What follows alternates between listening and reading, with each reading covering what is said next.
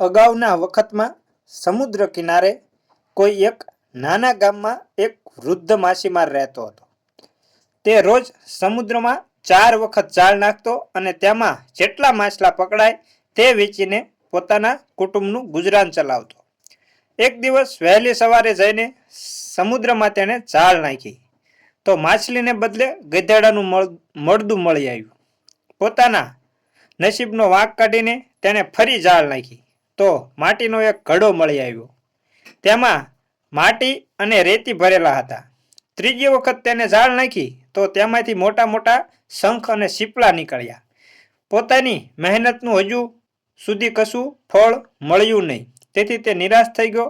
તો તે પણ ખુદાનું નામ લઈને તેણે ચોથી વાર જાળ નાખી તો તેમાંથી પિત્તળનો સાંકડા મોંનો એક ઘડો નીકળ્યો.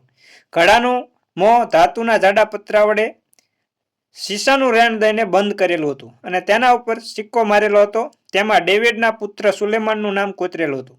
માછીમારે ઘડાને હલાવી જોયો તો તેમાં કંઈ ખખડ્યું નહીં. એટલે તેણે વિચાર્યું કે ઘડોને વેચી મારીશ તો પણ 8-10 દિનાર રૂપિયા જેવો સિક્કો તો જરૂર ઉપજશે. તેમાંથી 8-10 દિવસ મારા કુટુંબનું ગુજરાન ચલાવી શકાશે.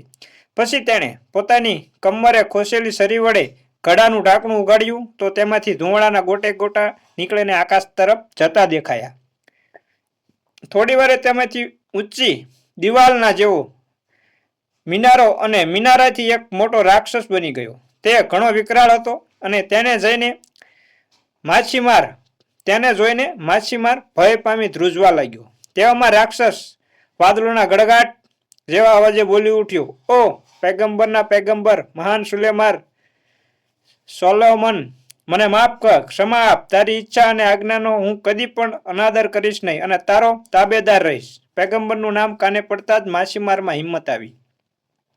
તેણે રાક્ષસને કહ્યું, "અરે, તું આટલો બધો બળવાન દેખાય છે તો 1800 વર્ષ પહેલા થઈ ગયેલા સુલેમાનની માફી કેમ માગે છે અને વળી તેને તાબે રહેવાની ખાતરી આપે છે?" માછીમારના આ શબ્દો સાંભળીને રાક્ષસ ક્રોધે ભરાયો અને ડોળા ઘૂમકાવીને તેણે કહેવા લાગ્યો કે મારો અપરાધ કર્યો છે તો મરવા માટે તૈયાર રહે. રાક્ષસે કહ્યું, "તારે મને જે કહેવું હોય તે વિનયપૂર્વક કહેવું જોઈએ. એને બદલે તે મને તુસ્કારી કાઢ્યો છે, મારું અપમાન કર્યું છે." એટલે માછીમારે કહ્યું, "મેં તને ઘડામાંથી બહાર કાઢી તારા ઉપર ઉપકાર કર્યો છે, તેને બદલે આવો બદલો આપવા માંગે છે?" રાક્ષસે કહ્યું, "હું તારી આડીઅવળી વાતો સાંભળવા માંગતો નથી. હું કેટલો બળવાન છું અને મેં કેવો ભયંકર પ્રતિજ્ઞા લીધી છે તે સાંભળ. અગાઉના વખતમાં સુલેમાન નામના એક મહાન પૈગંબર થઈ ગયા. બધા રાક્ષસોએ તેની સત્તા સ્વીકારી હતી, પણ હું તેને તાબે થયો નહીં. તેથી તેમણે પોતાના વજીરના બેટા અસફને મને પકડી લાવવા હુકમ કર્યો. અસફ સામે હું લડ્યો, પણ એ ઘોર યુદ્ધમાં મારો પરાજય થયો. તેણે મને પકડીને સુલેમાન સામે ઊભો રાખ્યો. સુલેમાને મને બહુ સમજાવ્યો અને ધમકી આપી, પણ હું બેયને તાબે થયો નહીં. એટલે તેમણે મને એક ઘડામાં પૂરી તેનું મોં શીશાથી બંધ કરી દીધું. તેના ઉપર પોતાનું સીલ માર્યું અને ઘડાને સમુદ્રમાં ફેંકાવી દીધો. આવી કપરી કેદમાં હું 100 વર્ષ રહ્યો તો પણ મને બહાર કાઢનાર કોઈ ન નીકળ્યો. એટલે મેં પ્રતિજ્ઞા લીધી કે 100 વર્ષમાં મને જે કોઈ બહાર કાઢશે તેને હું મરતો બચાવીને ધનવાન બનાવીશ, પણ બહાર કાઢનાર કોઈ ન મળ્યો. એટલે મેં પ્રતિજ્ઞા લીધી કે બીજા 100 વર્ષ જે કોઈ મને બહાર કાઢશે તેને હું પૃથ્વી નીચે દટાયેલું તમામ ધન બતાવીશ, પણ કોઈએ મને છોડાવ્યો નહીં. એટલે મેં પ્રતિજ્ઞા લીધી કે ત્રીજા 100 વર્ષમાં જે કોઈ મને બહાર કાઢશે તેને હું મહાન ચક્રવર્તી દિગ્વિજયી બાદશાહ બનાવીશ, પણ મારી ઈચ્છા પૂરી ન થઈ.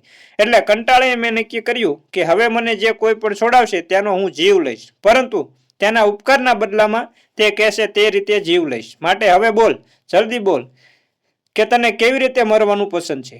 માછીમારને લાગ્યું કે હવે રાક્ષસ પોતાને છોડે તેમ નથી, તો પણ તેને દયા યાચના કરી, પણ રાક્ષસ માન્યો નહીં. એટલે તેણે પોતાના બૈરી છોકરા ઉપર દયા કરવા આજીજી કરી. એટલે રાક્ષસે કહ્યું, "એ તો તેમના નસીબમાં જે લખ્યું હશે તે થશે.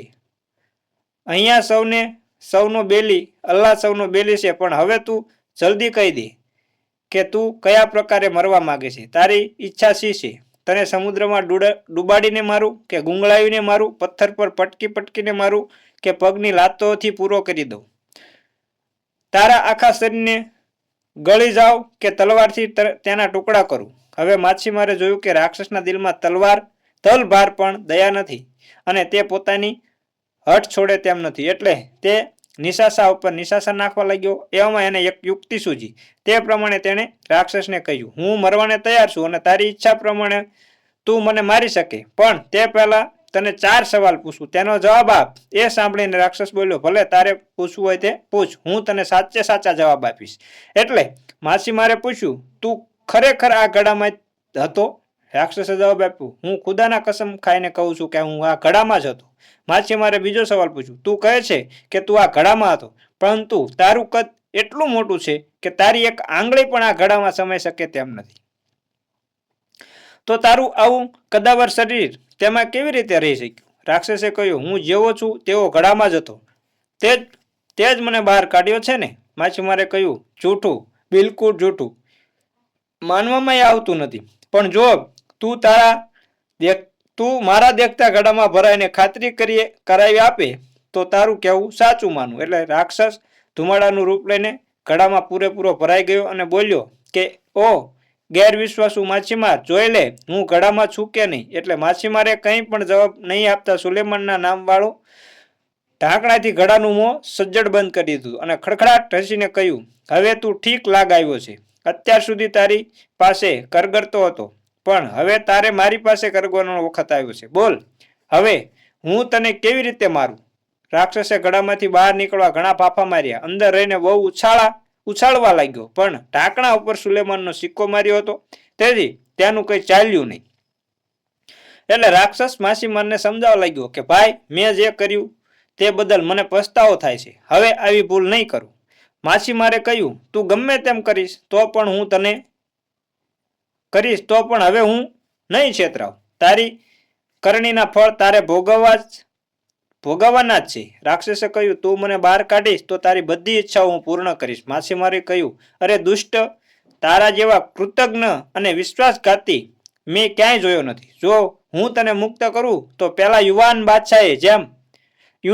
બાદશાહે જેમ પોતાના દુબાન નામના વૈદને માર્યો હતો, તેમ તું મને માર્યા વિના જ ન રહે.